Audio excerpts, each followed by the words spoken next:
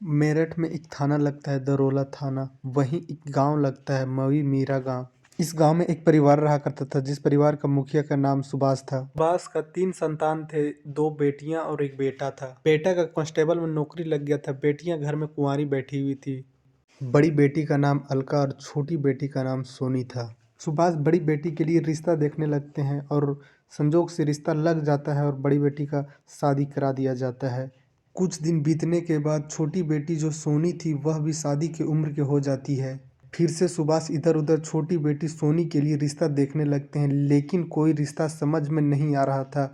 फिर बड़ी बेटी अलका थी, वही बोलती है कि हमारा एक देवर है जो कि कुंवारा है, क्यों ना सोनी का शादी हमारा देवर के ही साथ करा दिया जाए। साथ में दोनों बहन रहेंगे तो कोई तरह का दिक्कत भी नहीं होगा। सुभाष इस पे सोच विचार करते हैं और अलका का देवर को देखने के लिए चले जाते हैं। जब अलका का देवर को सुभाष देखते हैं तो एक ही नज़र में पसंद आ जाता है।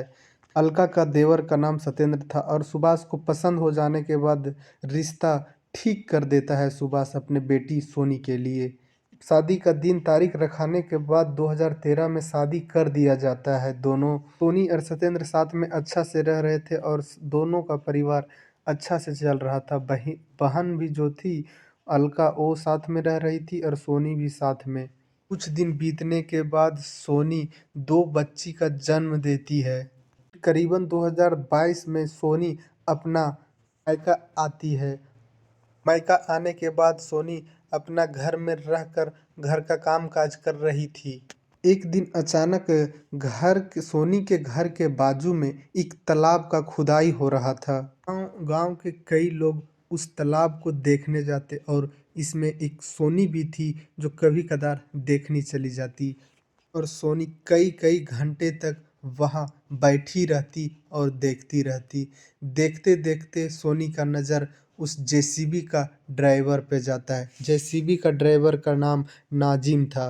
दोनों एक दूसरे को देखने लगते हैं। देखते देखते दोनों में दोस्ती हो जाता है और धीरे धीरे बातचीत होने लगता है और यही बातचीत के द्वारा नंबर एक्सचेंज होता है और दोनों में प्यार हो जाता है। मोबाइल के द्वारा घंटों घंटों सोनी नाजिम से बात किया करती और सोनी कई बार नाजिम से अकेले में मिल भी लिया करती। लेकिन एक दिन ऐसा होता है कि सोनी का ससुराल वालों सोनी को ससुराल बुला लेते हैं। मजबूरन सोनी ना चाहते हुए ससुराल चली जाती थी, लेकिन सोनी इतना बदल गई थी कि सत्येंद्र से ज़्यादा नाजिम से प्यार करने लगी थी और अपना ससुराल आने के बाद भी नाजिम से बात करना नहीं छोड़ती है। जब भी मौका मिलता नाजिम से फ़ोन पे बात कर लिया करती और एक दिन दोनों प्लान बनाते हैं कि हम दोनों अब एक दूसरे के बिना नहीं रह सकते, तो क्यों ना हम दोनों भाग जाएं। और कुछ दिन बीतने के बाद सत्येंद्र का तबीयत खराब हो जाता है और सोनी और सत्येंद्र दोनों जाते हैं शहर में इलाज करवाने के लिए। सत्येंद्र को डॉक्टर से दिखाने के बाद थोड़ा चक्कर आ रहा था। सोनी बोलती है एक चौराहे पे कि आप बैठ जाइए, थोड़ा वक्त बैठने के बाद आपको आराम लगेगा, ठीक लगेगा।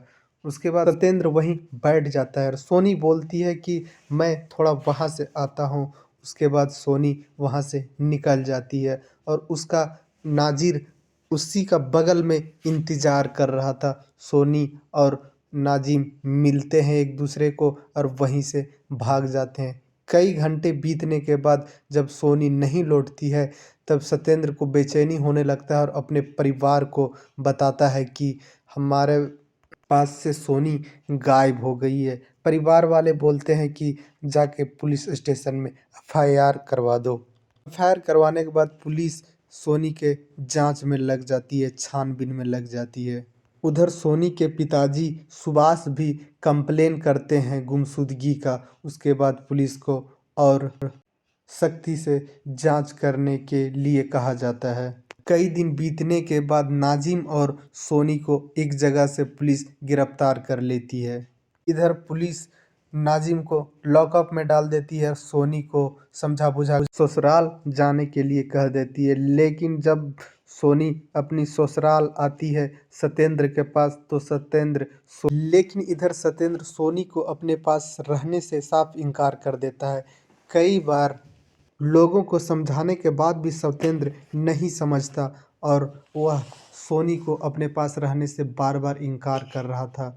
सत्येंद्र का कहना था कि तुम्हारे वजह से हमें समाज में बहुत बदनामी हुई है।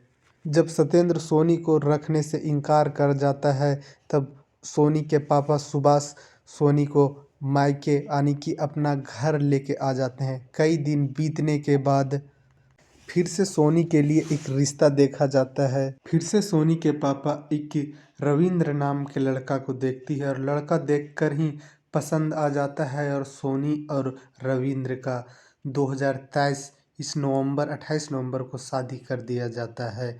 10 दिन सोनी रविंद्र के साथ अपनी ससुराल में नई वाली ससुराल में रही। उसके बाद कुछ रीति रिवाज के अनुसार से सोनी को मायका आना था और वह 10 दिन के बाद मायका आ जाती है। जब सोनी मायका में होती है तब मायका के सारे लोग अब गन्ने काटने के लिए खेत में गए हुए थे। सोनी और एक बूढ़ी दादी घर पे अकेली थी। अचानक दो शख्स बाइक पर आते हैं और सोनी को बाहर से आवाज़ लगाते हैं। सोनी जैसे ही बाहर निकलती है सोनी पर अंधाधुंध फायर कर दिया जाता है। करीबन सोनी के ऊपर 28 गोलियां दाग दिया जाता है। सोनी को आनन फानन में कुछ लोग उठा के अस्पताल लेके जाते हैं, लेकिन अस्पताल में जब डॉक्टर सोनी को देखते हैं सोनी अब मर चुकी है। 28 गोली लगने के बाद कैसे कोई बच सकता है। उसके बाद पुलिस को खबर किया जाता है। पुलिस आती है और सोनी को पोस्टमार्टम के लिए भेज देती है और सोनी के मर्डर के लेकर पुलिस सोनी के पापा सुभाष से बात करती है। तो सोनी के पापा सुभाष बोलती है कि सोनी को मारने में या तो पहला पति सत्येंद्र का हाथ होगा या तो नाजिम का हाथ होगा। पुलिस को भी लगा कि सत्येंद्र कहीं न कहीं अपना बेइज्जती का बदला लिया होगा। पुलिस सत्येंद्र के पास जाती है और सत्येंद्र से पूछती है सोनी को तुम ही मारे हो क्या? लेकिन सत्येंद्र का जवाब ना होता है। कई बार लगातार सत्येंद्र से पुलिस पूछती है सोनी के मारने के बारे में, लेकिन सत्येंद्र का जवाब ना में ही होता है। फिर पुलिस नाजिम के पास जाती है और नाजिम से पूछती है, लेकिन नाजिम से पूछने के बाद भी नाजिम बताता है कि नहीं, हमने सोनी को नहीं मारा। नाजिम के बारे में और उस दिन का रिकॉर्ड निकाला जाता है कि नाजिम और सत्येंद्र कहाँ थे। तो देखा जाता है कि सत्येंद्र और नाजिम अपने अपने जगह पे काम कर रहे थे। कोई और शख्स है जो सोनी को गोली मारा है। फिर पुलिस सोनी के कॉल डिटेल चेक करने लगती है। जब टेक्निकल टीम सोनी के कॉल डिटेल चेक करने लगती है तो उसमें एक नंबर निकल के सामने आता है जिससे लगातार सोनी का बात हो रहा था। फिर उस नंबर को पुलिस लोकेशन निकालती है और उस शख्स को पकड़ लेती है जिससे सोनी के लगातार बात हो रहा था। उस शख्स को पुलिस उठा के लाती है और उससे पूछताछ करने लगती है।